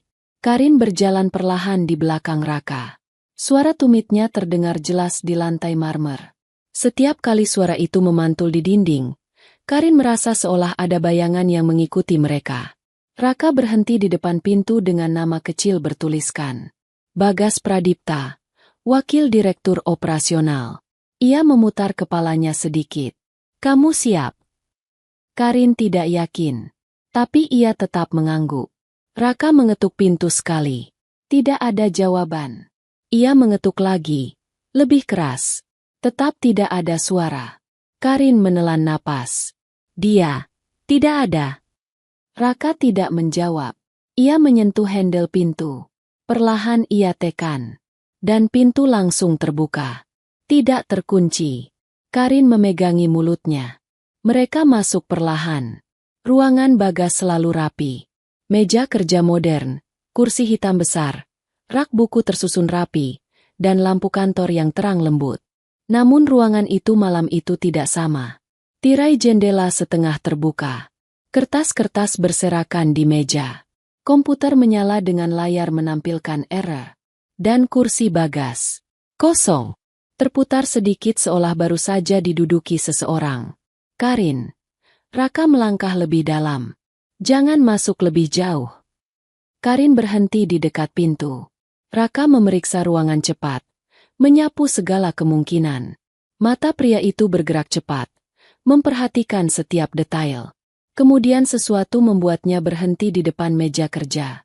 Ada sebuah amplop coklat tipis di atas meja. Tidak berdebu. Tidak kusut. Seperti baru saja diletakkan. Nama Karin tertulis di atasnya. Ini untukmu, kata Raka. Karin mendekat dengan hati-hati, meraih amplop itu. Tangannya bergetar saat ia membuka lipatannya. Di dalamnya, hanya ada satu lembar kertas. Dan di atas kertas itu tertulis, "Jangan cari aku. Kamu tidak tahu apa yang sedang kamu hadapi." Karin mengernyit. Apa maksudnya? Ini ancaman? Atau, dia takut? Tapi kemudian Raka menunjuk ke bagian bawah kertas. Lihat ini. Ada satu kalimat kecil di pojok kanan bawah. Tulisan tangan. Bukan ketikan. Mereka sudah datang. Karin menutup mulutnya. Wajahnya memucat. Mereka? Siapa mereka? Raka. Raka mengangkat tangan. Hening. Karin terdiam. Raka menutup mata sejenak.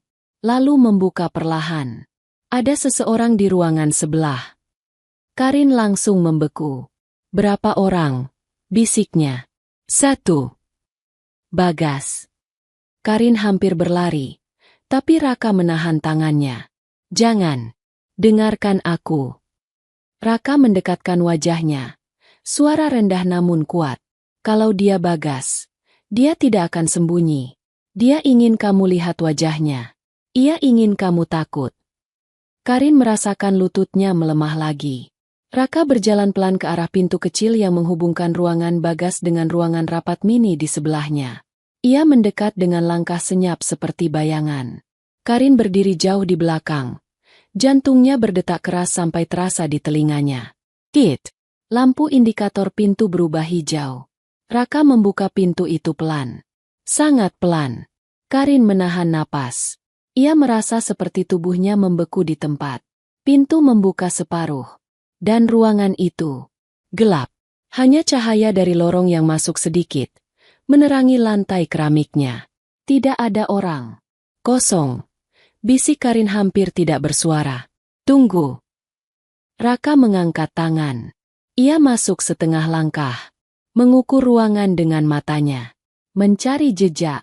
Lalu ia berhenti. Ada sesuatu di ujung ruangan. Sebuah kursi terjatuh. Dan di lantai, ada setitik darah. Karin menutup mulutnya lagi. Allah, bisiknya bergetar. Raka, apa Bagas, diserang? Raka menatap bercak darah itu lama. Sangat lama. Kemudian ia berdiri. Wajahnya sepenuhnya berubah. Tidak lagi tenang. Tidak lagi datar. Wajahnya kini tegang. Serius. Penuh kesiapan bertarung. Karin. Suaranya rendah, berat, dan menggelegar. Kita harus keluar dari gedung ini. Sekarang. Karin menatapnya bingung. Kenapa? Raka menatap pintu dengan mata tajam. Karena orang yang mengejar Bagas. Ia berhenti sejenak. Sudah masuk gedung. Karin terbelalak. Siapa? Raka meraih pergelangan tangan Karin dengan cepat. Kita tidak punya waktu. Tapi Raka. Tidak ada tapi. Raka menarik Karin keluar ruangan. Saat mereka berjalan cepat menyusuri lorong, Raka berkata tanpa menoleh. Karin, dengar aku baik-baik. Ya. Karin berusaha mengikuti langkahnya. Mulai detik ini, perusahaanmu bukan lagi tempat aman. Karin gemetar. Apa artinya? Raka menjawab. Artinya, seseorang dari luar ingin mengambil sesuatu yang lebih besar dari sekadar jabatanmu. Karin menggigit bibir sampai terasa asin. Apa yang mereka inginkan? Raka berhenti di ujung lorong, menatap kiri kanan memastikan tidak ada siapapun. Kemudian ia berbisik. Operation Hydra. Karin memelototkan mata. Tapi file itu hilang. Justru itu. Raka menatapnya dalam. Karena file itu bukan hanya rencana ekspansi perusahaan. Karin membeku. Itu dokumen negara. Karin tertegun. Lututnya hampir goyah. Dokumen negara? Raka mengangguk. Ya. Dan kalau orang yang mencarinya mendapatkan file itu duluan. Ia mendekat. Kita berdua tidak akan keluar dari gedung ini malam ini. Lift bergerak naik begitu cepat hingga Karin merasakan perutnya seakan tertinggal di bawah. Angka-angka di panel bergerak naik, menandai setiap detik yang semakin menegangkan. Raka berdiri di depannya seperti perisai hidup, tubuhnya tegang. Matanya fokus ke pintu lift seolah siap menghadapi apapun yang menunggu mereka di luar. Kita mau kemana? Karin bertanya dengan suara bergetar. Ke lantai 32. Jawab Raka tegas. Lantai 32? Karin mengerutkan kening. Itu bukan lantai kantor. Itu lantai fasilitas lama yang sudah tidak dipakai. Itu sebabnya kita ke sana. Raka memotong tanpa menoleh. Lift berhenti tepat di angka 32. Pintu terbuka. Ruangan itu gelap. Sangat gelap. Hanya ada cahaya redup dari lampu rusak di ujung koridor yang berkelap-kelip seperti nyala lilin hampir padam. Karin menelan ludah. Raka, apa benar tempat ini aman? Tidak, jawab Raka jujur. Tapi tempat lain lebih berbahaya. Karin merapatkan diri pada Raka saat mereka melangkah ke dalam lorong. Setiap langkah terdengar bergema di antara dinding semen tua. Lantai ini memang sudah lama tidak digunakan. Sejak renovasi besar 5 tahun lalu. Namun saat mereka menelusuri lorong panjang itu, Karin merasakan bulu kuduknya berdiri. Ada hawa dingin yang tidak wajar. Dan yang lebih mengerikan. Lorong itu tidak sepenuhnya kosong. Ada suara. Sangat pelan. Seperti helaan napas orang ketiga. Karin berhenti. Raka. Bisiknya pelan. Ada seseorang di sini. Aku tahu. Jawab Raka tanpa berhenti. Ia menunduk pelan. Mengambil sesuatu dari lantai. Sebuah kartu akses. Warna abu muda. Nama tercetak di pojoknya. Bagas Pradipta. Karin menutup mulutnya. Astaga. Raka memeriksa sisi kartu itu. Ada goresan kecil. Bekas gesekan dengan lantai. Dia ke sini, dan kabur ke sana. Raka menunjuk pintu besar di ujung lorong. Kita ke sana. Karin mulai bergerak. Jangan.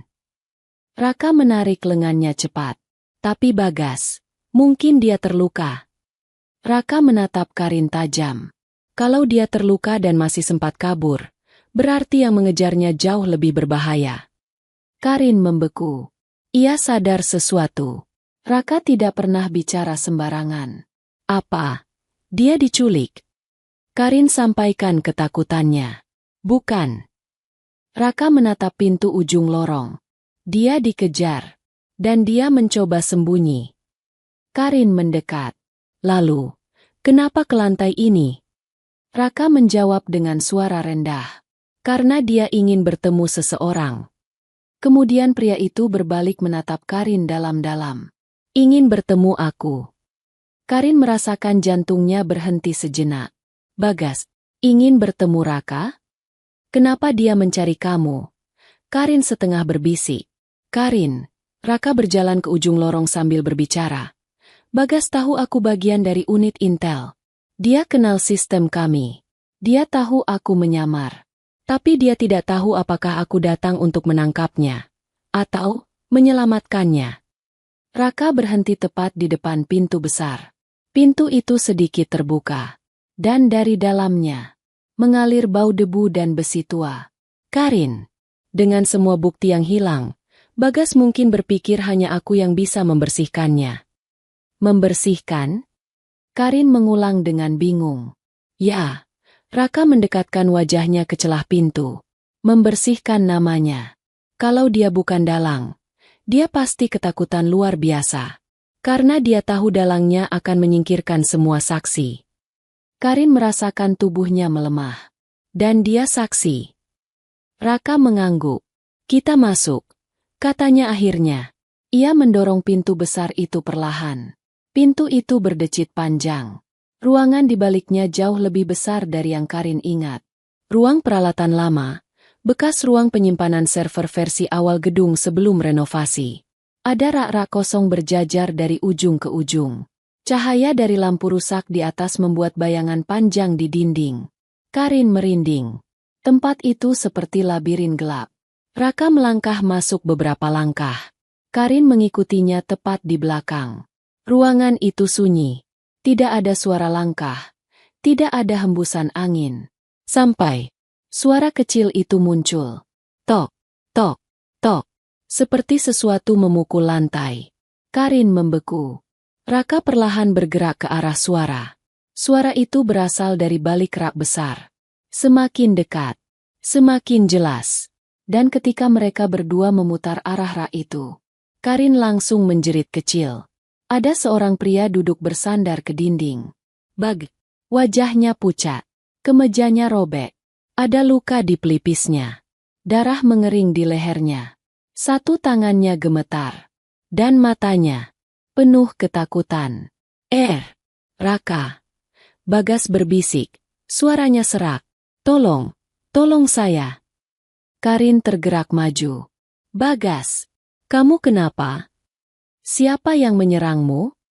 Bagas menatap Karin. Dan ketakutannya makin besar. Ada orang. Suaranya pecah. Yang ingin saya hilang. Siapa? Karin mendekat. Namun Raka langsung menahan bahunya. Jangan dekat, bisiknya. Karin menatap Raka tajam. Kenapa? Dia terluka. Terlalu terluka, jawab Raka singkat. Karin tidak mengerti. Namun ia menatap Bagas lagi. Pria itu bergerak lemah. Matanya berair. Karin, saya tidak bermaksud mengkhianati perusahaan. Suaranya bergetar. Saya dipaksa. Karin kehilangan kata-kata. Dipaksa. Oleh siapa? Bagas menghela napas panjang dan tersengal. Ia meraih sakunya perlahan dengan tangan gemetar. Selembar flash disk jatuh ke lantai. Raka memungutnya cepat. Itu. Bagas mengusap wajahnya. Semua bukti. Semua rekaman yang tidak sempat saya hancurkan. Karin mendekat setengah langkah. Suaranya retak. Bagas. Siapa yang melakukan ini padamu? Bagas menggeleng. Napasnya semakin berat. Karin, kamu tidak boleh percaya siapapun di lingkaran direksi. Karin menahan napas. Ada seseorang yang memimpin semuanya. Dia yang ingin kamu jatuh. Dia yang ingin Raka ditangkap. Dia yang mencuri file negara itu.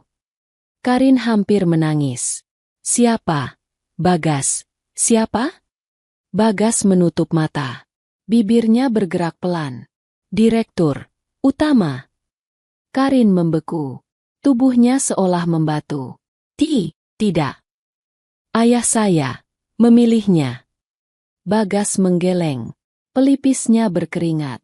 Napasnya semakin berat. Bukan direktur itu. Ia membuka mata, menatap Karin dengan ketakutan yang tidak pernah Karin lihat di wajah siapapun sebelumnya. Seseorang yang lebih tinggi. Karin tertegun. Bahunya jatuh. Lebih tinggi? Siapa yang lebih tinggi dari direktur utama? Bagas menatapnya. Tatapannya lemah. namun sangat jelas. Dewan Pusat.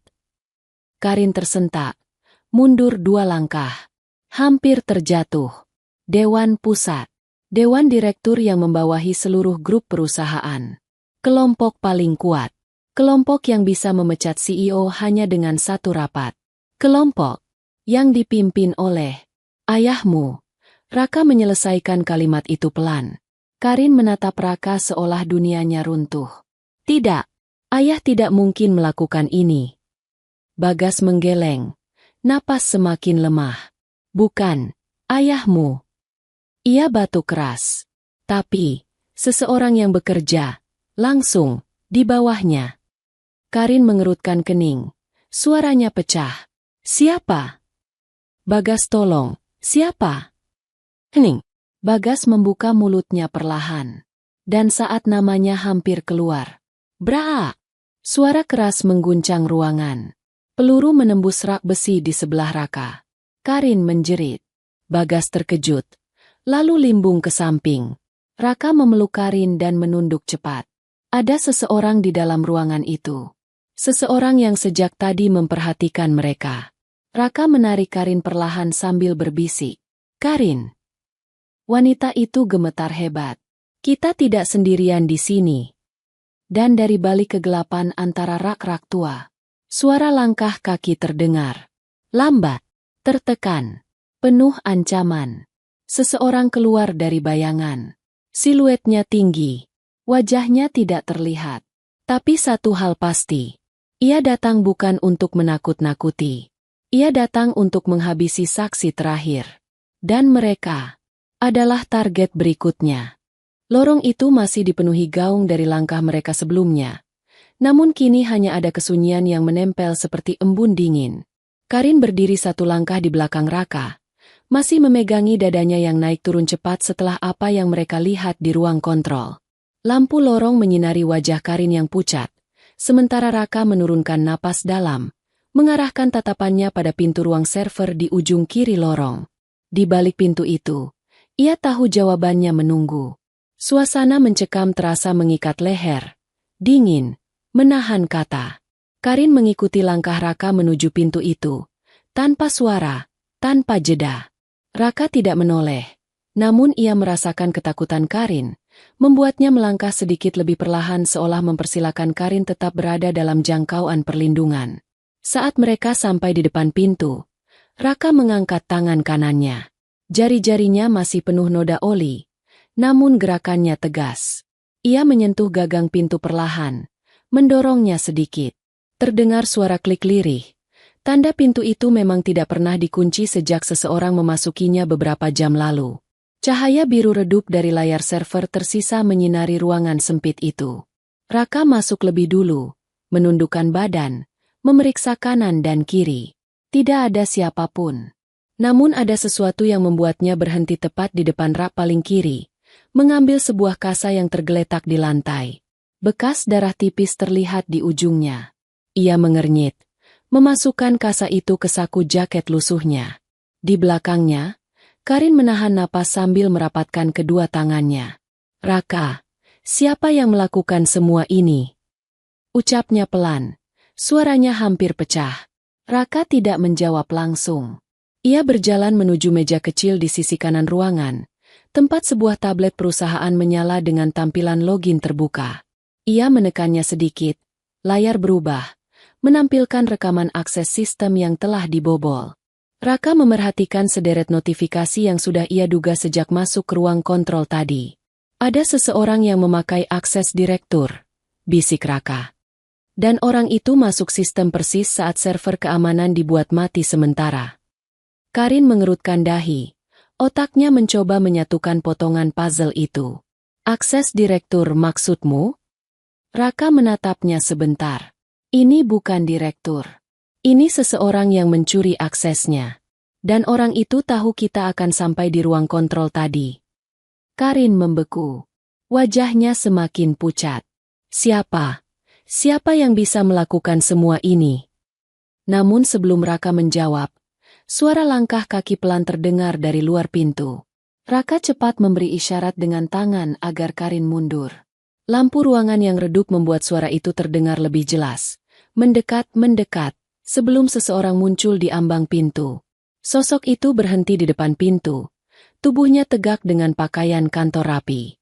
Wajahnya tegang, namun jelas menunjukkan keterkejutan antara tertangkap dan tidak percaya bahwa dua orang ini justru berada di ruangan yang seharusnya tidak pernah mereka temukan. Raka melangkah maju ke arah pintu. Karin menahan napas keras. Sosok itu adalah Pak Randy, kepala operasional lantai 1 perusahaan.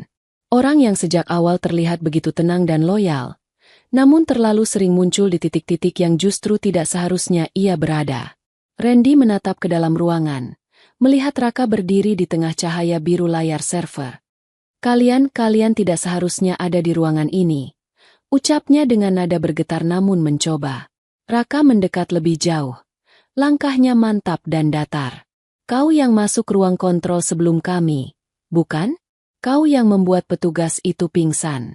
Dan kau juga yang mencuri akses direktur. Randy mundur selangkah. Namun ia tidak melarikan diri. Wajahnya semakin pucat ketika ia menyadari bahwa Raka telah mengetahui terlalu banyak. Kenapa kau lakukan semua ini? Tanya Karin. Suaranya goyah namun lebih jelas daripada tadi. Randy menatap Karin. Ada kebencian yang ditahan lama dalam sorot matanya. Karena ayahmu, ucapnya dengan suara rendah. Karena jabatan yang harusnya menjadi milikku diambil oleh keluargamu bertahun-tahun lalu. Aku hanya mengembalikan apa yang seharusnya menjadi tempatku. Karin seperti tersengat listrik. Tubuhnya melemah sesaat. Raka hanya menggeleng pelan. Tidak terkejut. Kau ingin menjebak Karin agar tampak gagal memimpin sistem keamanan hari ini. Lalu kau berharap Dewan memecatnya, dan kau naik menggantikannya. Randy menelan ludah keras. Tangannya gemetar. Kau bukan siapa-siapa. Bagaimana kau bisa tahu semuanya? Raka melangkah semakin dekat. Mata Randy membesar ketakutan. Aku bukan montir biasa, ucap Raka dengan suara rendah namun tegas. Aku orang yang ayah Karin percaya untuk mengawasi sistem perusahaan dari luar. Aku bekerja diam-diam atas permintaan beliau sebelum beliau pergi. Dan aku tahu sejak awal kau berusaha menjatuhkan Karin. Karin menutup mulutnya dengan kedua tangan. Air matanya jatuh tiba-tiba. Ayah mempercayakan itu padamu. Raka menunduk pelan ke arah Karin. Beliau ingin kau aman. Randy yang gemetar mencoba mundur, namun Raka bergerak cepat menangkap pergelangan tangannya, menahannya agar tidak pergi. Tidak kasar, namun tegas. Randy berusaha menarik tangannya, namun usahanya sia-sia. Tubuh Raka tetap tegap. Dosa yang kau buat hari ini cukup, ucap Raka. Kau tidak akan menyentuh sistem perusahaan lagi. Raka melepaskan tangannya dan menekan tombol panggilan keamanan yang terletak di dinding lorong. Dalam hitungan detik, dua petugas keamanan muncul, segera mengamankan Randy yang tidak lagi melawan. Karin terpaku, masih sulit bernapas normal. Raka mendekatinya. Sudah selesai, ucap Raka pelan. Kau aman sekarang. Namun Karin justru menatap Raka lama. Air mata menetes lebih pelan. Raka, kenapa kau melakukan semua ini? Kenapa kau melindungiku sejak awal? Raka terdiam sesaat. Pandangannya lembut namun dalam. Jauh dari sosok lusuh yang ia tampilkan selama ini. Aku sudah berjanji pada ayahmu, ucap Raka akhirnya. Dan aku tidak pernah melanggar janji. Lorong itu kembali sunyi. Namun kali ini terasa lega.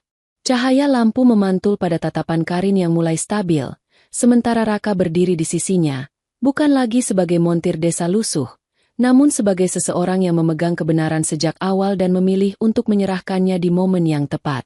Cerita selesai. Sahabat, di balik semua kepalsuan, dalam gelap lorong bawah tanah, mereka akhirnya tahu satu hal. Kesombongan bisa runtuh, kepercayaan bisa hancur, tapi kebenaran tetap akan menemukan jalannya. CEO muda itu akhirnya memahami bahwa orang yang terlihat paling rendah kadang justru menjadi pelindung yang dikirim tanpa diduga. Dan pria yang dulu ia hina sebagai montir biasa adalah satu-satunya orang yang berdiri di sisinya ketika seluruh gedung ingin menjatuhkannya. Inilah kisah tentang kejatuhan kesombongan dan kemenangan keberanian. Sahabat 1000 kisah nyata, terima kasih sudah menonton sampai akhir. Sekian untuk cerita hari ini. Nantikan cerita-cerita menarik lainnya yang akan menggetarkan hati kalian. Jika kalian suka dengan ceritanya, klik like, tinggalkan komentar, dan share cerita ini, agar kami semakin semangat menyajikan kisah-kisah inspiratif lainnya. Sampai jumpa di video berikutnya. Wassalamualaikum warahmatullahi wabarakatuh.